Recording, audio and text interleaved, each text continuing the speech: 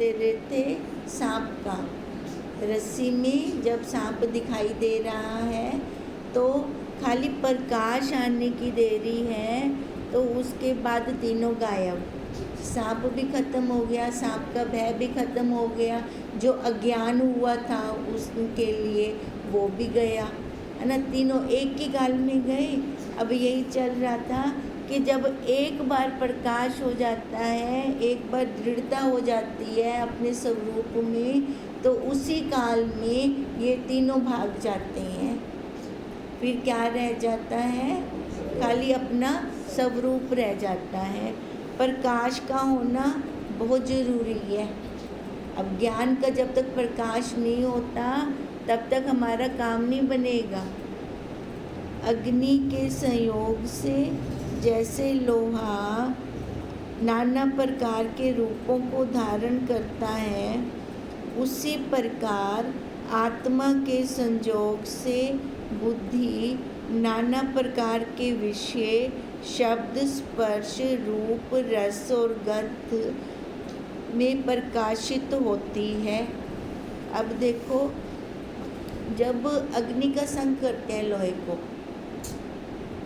तो फिर उस लोहे को ना हम जो मर्जी शेप दे दें। ये शेप दी किसके कारण? पहले सीधा लोहा पिया हुआ था, हम कुछ कोई शेप दे सकते?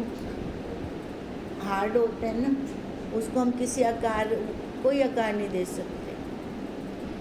संग किया, किसका किया? अग्नि का। अब ऐसे ही इसमें संग हो रहा है, किसका हो रहा है? आत्मा का, चेतना का, उसका संग हो रहा है। जैसे अग्नि के संग से लोहे को हमने अलग अलग शेप दे दी, अब आत्मा के संग से इसको अलग अलग विषयों वाली शेप आ गई। अब 5 विषय हैं, अब ये 5 विषय आ गए, तो उसके बाद द्वैत्व, 5 विषय का आना क्या मतलब है कि द्वैत्व, बुद्धि द्वैत्व में चली गई। अब द्वैत्व में गई तो परपंच में फंस गई। ठीक है, 5 का परपंच है ना, ये 5 विषय है ना, 5 का पंजा लग गया। अब जो ये पंजा लगा तो ये क्या है? सारा सत्य है कि असत्य है? असत्य है, मिथ्या है। मिथ्या है ना, है नहीं, पर दिख रहा है। भ्रम, स्वप्न और मनोरथ के समय इसकी प्रतीति का मिथ्या तत्व स्पष्ट देखा जाता है। यह द्वैत्व प्रपंच बुद्धि का ही कार्य है। ये द्वैत्व कैसे आया? बुद्धि के कारण। कहते हैं इसलिए ये मिथ्या है। जहाँ से जो चीज़ आ रही है तो वो वैसी ही होगी। अब बुद्धि से आई तो बुद्धि मिथ्या है, तो ये सारा शब्द, स्पर्श, रूप, रस, गंध, तो ये क्या निकला? ये भी मिथ्या निकला। कहते हैं क्योंकि भ्रम, स्वप्न और मनोरथ के समय इसकी प्रतीति होती है। या तो जब भ्रम हो रहा हो, अंधकार में देख रहे हैं, मंद अंधकार है, ना पूरा ज्ञान है ना पूरा अज्ञान है, भ्रम कहते हैं इसको। भ्रम में देख रहे हैं। दूसरा कह रहे हैं स्वप्न। स्वप्न में भी तो बहुत कुछ बीच में से शुरू हो जाता है। जागृत में देखते हैं तो वो बच्चा जन्म शुरू से ले रहे हैं ना, पर स्वप्न में कई बार तो सीधे ही बच्चे दिखाई दे बंदे, मतलब अगोला प्रोसेस क्या नहीं दिखता। अब उसके बाद हो गया मनोरथ। मनोरथ है कि जब हमारे मन के अंदर कुछ चल रहा है और हमें खुद को भी नहीं पता चलता, ख्याली पुलाव हम इतने बना लेते हैं कि वो होते ही नहीं है। अब जैसे नई शादी हुई, ठीक है, खाली पुलाव ये बनाया, बच्चा होगा, बच्चा बड़ा होगा, मेरी सेवा करेगा, पढ़ने के लिए बाहर जाएगा, फिर रात को आएगा, काम करेगा, कमा के पैसे मेरे को देगा, फिर उसकी मैं शादी करूँगी। शादी करने के बाद अपनी बहू को लेकर आएगा। अब बहू आएगी तो वो मेरी सेवा करेगी। अब ये क्या है, अभी खाली पुलाव है, मनो उसने मन में जो चलता पे है कहना और मन गिनो कल इंदा सारा कुछ ही उल्टा थी बनेता। जो पहले से ही भरम है ना, मिथ्या है, तो बाद में क्या सत्य हो जाएगा। अब यही बात हो रही है कि यहाँ से इन तीनों से, भरम से, स्वप्न से, मनोरथ से, इनकी प्रतीति मिथ्या तत्व को स्पष्ट दिखा देती है। अगर इनके तीनों के अंदर हम घूम रहे हैं तो हम मिथ्या में घूम रहे हैं, कोई सत्य में नहीं घूम रहे हैं हम। और ये सारी भ्रम है, सत्य नहीं है। सत्य है तो एक है, वो मैं हूँ, बिना आकार के है वो, जिसने इस आकार को आधार है ना दे रखा है, वही आधार मैं हूँ बस। जब बुद्धि के अंदर ये दृढ़ता होगी तब इस मिथ्या तत्व का सफाया होगा, ये मिथ्या तत्व खत्म होगा। तब सृष्टि में नाना प्रकार के पदार्थ दिखाई देते हैं, उन सब का कारण बुद्धि है। बुद्धि से हम देख रहे हैं सारा कुछ, बुद्धि से ही भिन्नता की प्रतीति होती है तथा मूल आत्म तत्व छिप जाता है। बुद्धि के द्वारा हम ज़्यादा चतुर बन जाते हैं। अब चतुर बनी तो मैं संसार में बनी, अब संसार में बनी तो संसार का दिखाई देगा सारा, यहाँ क्या लाभ होगा, क्या हानि होगी, क्या मेरे पास आएगा, क्या जाएगा। तो ये सारा कैसे किया, बुद्धि से किया।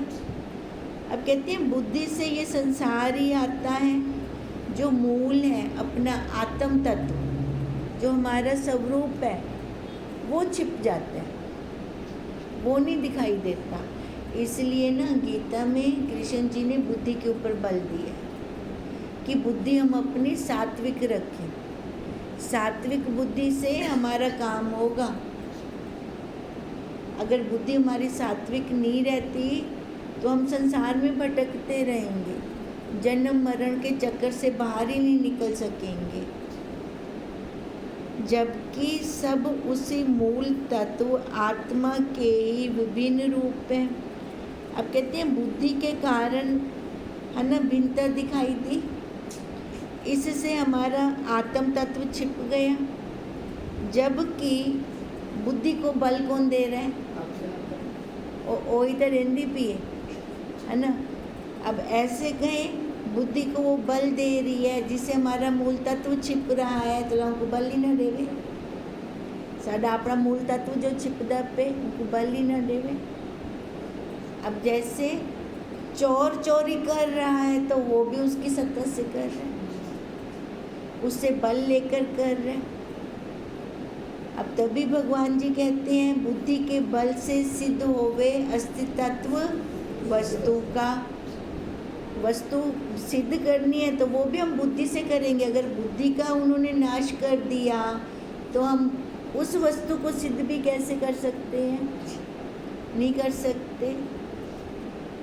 स्वर्ण से आभूषण बनते हैं, लोहे से विभिन्न प्रकार के औजार बनते हैं, जिनमें आत्मा रूपी अग्नि का संयोग आवश्यक है। अब जिससे जो चीज़ बन रही है ना, वो संयोग हो रहा है। किसका संयोग हो रहा है, आत्मा का। उसके बिना कुछ नहीं बन सकता। किंतु बुद्धि केवल आभूषणों एवं औजारों की भिन्नता ही देखती है, इनका मूल प्राकृतिक तत्व से है तथा आत्मा के संयोग से निर्मित होते हैं। अब बुद्धि क्या करती है, खाली अब सोने से आकार लिया अग्नि का संग करके तो चूड़ी बन गई, अंगूठी बन गई है ना, गले की माला बन गई। कहते हैं ये बुद्धि तो खाली आकारों को देखेगी, बुद्धि से तो वो सारा दिख रहा है, चाहे वो सोने के आभूषण सोने से बनाया, चाहे हमने लोहे से औजार बना लिए, संग की अग्नि का। अब ऐसे ही ये संग हो रहा है आत्मा का। आत्मा का संग होकर हमने इतना सारा कुछ बना दिया है। जैसे हम एक उदाहरण और लेते हैं, प्रकृति प्रेस संग करती है बिजली का, ठीक है। अब संग कर रही है बिजली का, चाहे तो कपड़े को जलाए चाहे उसको संवारे, संग हुआ, उस बिजली का करंट वही आया पीछे से। ऐसे ही हमारे पास भी दो ऑप्शन है। संग हो रहा है उस साक्षी का, उस साक्षी के द्वारा चाहे तो मैं कपड़ा जला दूं, चाहे तो मैं श्री रूपी कपड़े को संवार दूं। अब संग किसका? उस साक्षी का, उस सत्ता का, है ना। अब उसके बिना ना कपड़ा जल सकता है ना कपड़ा संवर सकता है। अब ऐसे ही अब उसके बिना ना तो मैं अपने आप में स्थित हो सकती हूँ, ना बाहर विषयों में खेल सकती हूँ। सत्ता देने वाली वो एक ही है और वही गुरुदेव हमें समझा रहे हैं। तो उसके साथ अपना संग कर, पर कर किसके लिए? अपने आप को जानने के लिए। अब देखो उसका हम संग करके अपने आप को जाने। अब जान कर क्या करें? जो बाहर का है उसको छोड़ दें, बाहर के विषय हैं, बाहर जो संसार है उसका हम त्याग कर दें, उसको छोड़ दें। पर हमने उनके साथ द्वेष नहीं करना। अगर द्वेष करके छोड़ते हैं ता भी आप सफल कहनी, राग करते छोड़ दूं ता भी सफल कहनी। तो कैसे छोड़ें?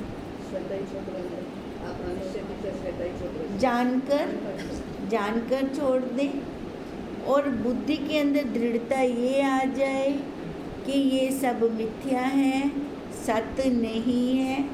क्योंकि आज तक हमने उनका संग किया था, तो उनका संग करने से कैसे उन्होंने हमें पटक पटक के मारा। अब मैं उनका संग नहीं करूँगी, भले वो सत्ता दे रही है, इसलिए उसने स्वतंत्र बनाया हमें।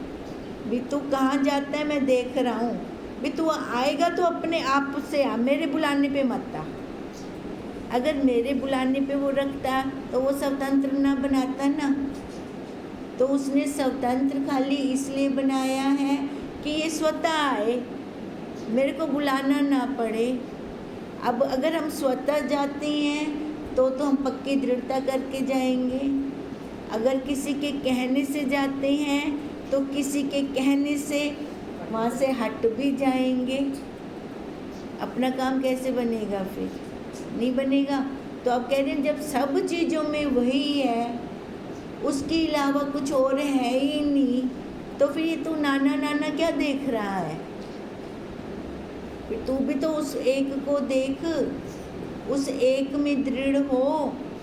जब एक को देखकर एक में दृढ़ता लाते हैं तब हमारा काम बनता है। कल हमारा होमवर्क भी था, याद रहा? कितने भूल गए और कितनों को याद रहा? बहुत सारे भूल गया, बहुत सारे भूल गए। हाँ, भी विषाद अगर मन में आता है तो वो हम देखें भी क्यों आया है। विषाद आएगा तो कुछ बनने से आएगा, तब आएगा ना। क्यों? क्योंकि मैं अपने आप से हट गई, बाहर से किसी और उपाधि को लेकर बैठ गई, तब विषाद आया। वही है ना, डंडा हाथ में चेता बिल्ली दूध की में पीसे भी डंडा मैं तले रख दिता ही, और मेरे हाथ में कहना ही रख दिया, वो मेरे हाथ में नहीं था और विषाद आया। अच्छा ये बताओ कितनों को विषाद आया था? अच्छा, और कितनों को विषाद आया था? चलो देखो, ईमानदारी से हम अपना खुलासा करेंगे ना तो हमारा काम बन जाएगा बहुत जल्दी। अब विषाद तब आया जब मैं भूल गई ना, है ना, अपने स्वरूप से हमारी दृढ़ता हट गई, तब विषाद आया। चलो अब एक बार आया है तो दूसरी बार हमारा होमवर्क यही चलेगा कि दूसरी बार ये विषाद नहीं आना चाहिए। अगर आ रहा है तो उसी टाइम हट जाए, है ना। फिर मन में आ जाए ला तो बनती पी कुछ हूँ टाइम अगर यो आवे से ना, अगर होमवर्क याद रहा से तल नाल जे नाल आवे से भी तो बनती पे यो अपना होमवर्क चलता पे तो बनना कहनी है। उसी टाइम मिथ्या से दृष्टि हट जाएगी और हम अपने सत्य स्वरूप में आ जाएंगे। तत्काल फल मिलेगा, हम कहें उसका फल बाद में मिलेगा, नहीं, तत्काल उसी समय ही हमें इसका फल मिल जाएगा। अब यही हमारा चल रहा है कि जबकि सब उसी मूल तत्व आत्मा के ही विभिन्न रूप हैं। बुद्धि से छिप गया ना मूल तत्व, अब बुद्धि से ही तो बाकी जो बन रहा है, जो दिख रहा है विषय, वो भी तो उसकी सत्ता से ही है। स्वर्ण से आभूषण बनते हैं, लोहे से विभिन्न प्रकार के औजार बनते हैं, जिनमें आत्मा रूपी अग्नि का संयोग आवश्यक है। अग्नि होनी जरूरी है, किंतु बुद्धि केवल आभूषणों और औजारों की भिन्नता ही देखती है। ये सोना चूड़ी बन गई है, अंगूठी बन गई है, बुद्धि नाल तो खाली आकार देखते बैठो अलग अलग। इनका मूल प्राकृतिक तत्व से है तथा आत्मा के संयोग से ही निर्मित होते हैं। अब जो ये अलग अलग औजार बने, ये कैसे बने? अग्नि संग, मूल क्या थी उनकी? अग्नि, ठीक है, वो तत्व वही है। आत्मा के संयोग से ही ऐसे अलग अलग बने हैं, तो इसका मतलब बने तो उसी से ही हैं। तो ये फिर मिथ्या कैसे हुए, जड़ कैसे हुए? बने उनसे हैं, इसे वह नहीं देखती। अब बने प्रकृति से हैं, उस सत्ता से बने हुए हैं, है ना। माया भी उससे बनी है, उस सत्ता से बनी है, पर वो क्या देखती है? जड़ को नहीं देखती, बना के छोड़ दिए, उसकी तरफ उसका ध्यान नहीं जाता। ध्यान कहाँ जाता है? जो चेतन है, मूल है, आधार है, वहाँ पे उसका ध्यान जाता है। अब जैसे सोने से गहने बना के छोड़ दिए, उस पर उसका ध्यान नहीं गया। हाँ जी, सोने से हमने गहने बनाकर छोड़ दिए, जो वो मूल है, साक्षी है। संग तो साक्षी का हुआ, संग तो अग्नि का हुआ। अग्नि के संग से सोने को शेप दी ना, अलग अलग आकार बना के उसने छोड़ दिए। अब उसका ध्यान उन आकारों पर ना रहकर कहाँ रहा? सोने पर रहा। ऐसे ही उस सत्ता ने ये अलग अलग वैरायटियाँ बनाकर 84 लाख योनियाँ बनाकर छोड़ दी, पर उसका ध्यान इन योनियों पर नहीं रहा। तो कहाँ रहा? आधार पर, उस एक पर रहा। ऐसे ही ये रहेंगे तो वही के वही, सारा कुछ रहेगा वही का वही, पर हमारा ध्यान कहाँ रहे? आधार पर, उस एक सत्ता पर। हम कहें बनाया था ऊने है ला, असा ही दा उपयोग क्यों ना करो, है ना। बनाया तो उसने है, ठीक है, उसने जड़ भी बना दिया, चेतन भी बना दिया, दोनों बना दिए, पर मैं कौन हूँ? मैं मूल, मैं देखने वाला, दोनों से ऊपर चला गया। मैं धुआं को देखता बैठा। जब बोलने में आ रहा है तो मैं नीचे हूँ, जब मैं ऊपर चला गया, दोनों को देखने वाला बन गया, वहाँ मौन हो गया, वहाँ मैं कुछ भी नहीं बोल सकती। बाहर निकल सकता बोल सा नहीं, तो अगर बाहर आती हूँ तो चेतन में रहूँगी, जड़ में नहीं जाऊँगी, ठीक है। अगर अब हम बैठे हैं, ठीक है, बाहर निकले हुए हैं ना, वहाँ से बैठे हैं, अंतःकरण से जुड़े पड़े हैं, अंतःकरण से जुड़कर हम ये कर रहे हैं, ठीक है। अब जुड़े तो अंतःकरण से हैं, कर रहे हैं, अपना काम कर रही हैं, महावाक्य ले रहे हैं हम गुरुदेव के, तो मैं फिर क्या समझूं? मैं अंगूठी समझूं? नहीं, सोना, अपना आकार पे, आकार से ध्यान हटाकर सीधा आधार पर। काम होगा आकार से, क्रिया होगी आकार से, पर निश्चय होगा आधार का। यही तो फर्क है, तभी तो काम नहीं बनता ना जल्दी, क्योंकि हम सारा दिन तो आकार के साथ खेल रहे होते हैं, आधार दिखता क्या नहीं। पर पक्की दृढ़ता ही देखी, दृढ़ता चाहिए, इसके लिए दृढ़ता चाहिए, पक्की वाली दृढ़ता चाहिए। भले गहने सोने में से निकले हैं, सोना ना हो तो आकार गहने नहीं हो सकते, और दृष्टि कहाँ हो? सोने पे, पक्की वहीं पे। ये सारा दिन हम विषयों के अंदर खेल रही हैं, अगर वो ना हो तो ये विषय भी नहीं निकल सकते। पर दृढ़ता कहाँ रहे? आधार पर। और अगर ऐसे आधार पे दृढ़ता रहेगी, हम भूलेंगे नहीं, तो हमारा काम बन जाएगा। फिर काम ये बन जाएगा, विक्षेपता नहीं आएगी। विक्षेपता नहीं आएगी, मन तृप्त रहेगा, संतोष रहेगा मन के अंदर, तो अपना काम बन जाएगा। और धीरे धीरे धीरे वो अंतःकरण सरल होता जाएगा, उस अंतःकरण की सफाई होती जाएगी, उसमें वल छल आप पे निकल जाएंगे, वल छल उसको करना ही नहीं आएगा। यही फायदा है। और ऐसा अंतःकरण ही अपने आप में रुक सकता है, अपने आप में वो दृढ़ता कर सकता है। भले उस अंतःकरण का मूल क्या है? वही है ना, जिसके अंदर तमोगुण है उसका भी मूल वही है, रजो सत्व का भी मूल वही है। तभी तो कहते हैं दृढ़ता कर तू, ता आके ने दिल तो कर सी तेरी मर्जी, मन तो कर सी तेरी मर्जी, चित्त तो कर सी तेरी मर्जी, बुद्धि तो कर सी तेरी मर्जी। इतने सारे ऑप्शन दे दिए, भी तू कहाँ से करना चाह रही है? समझ के कर, वो भी तेरी मर्जी है।